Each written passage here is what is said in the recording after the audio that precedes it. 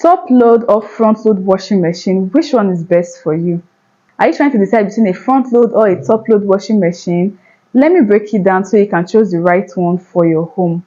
Front load and top load washing machines are both automatic machines. We are going to be discussing 4 points to help you choose the right one. First on my list is the design and loading style. Front load washing machines, as their name implies, have their doors at the front, meaning you have to bend to load and unload your laundry. They have a horizontal drum that tumbles closed gently and uses less water. Top loaders, as their name implies, have their lid on top, making it easy for you to load and unload your laundry. Inside, there's either an agitator or impeller to move clothes around. Let us also consider their water and energy efficiency. Front loaders are more water efficient because they use gravity in washing clothes, so they require less water and less detergent. They also spin faster, reducing drying time and using less energy. Top loaders, on the other hand, use more water and energy because clothes need to be submerged fully before they can move around. However, the wash cycle is usually shorter. Another point we're also going to be considering is their cleaning performance and fabric care. Front load machines are gentler on fabrics, making them great for delicate clothes.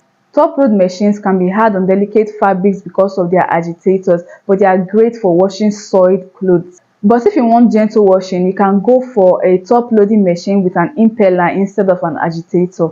The final point we'll be looking at is their space and maintenance. Front load machines are stackable, making them ideal for small spaces, but they require regular gasket cleaning to prevent mold and odor buildup. While top loader machines are easier to maintain since there are no rubber gaskets. Plus, you can pause mid-wash to add more clothes, unlike most front loaders. From this 4-point discourse, I am pretty sure you should be able to draw your conclusion by considering your needs and matching it with the washer type that fits.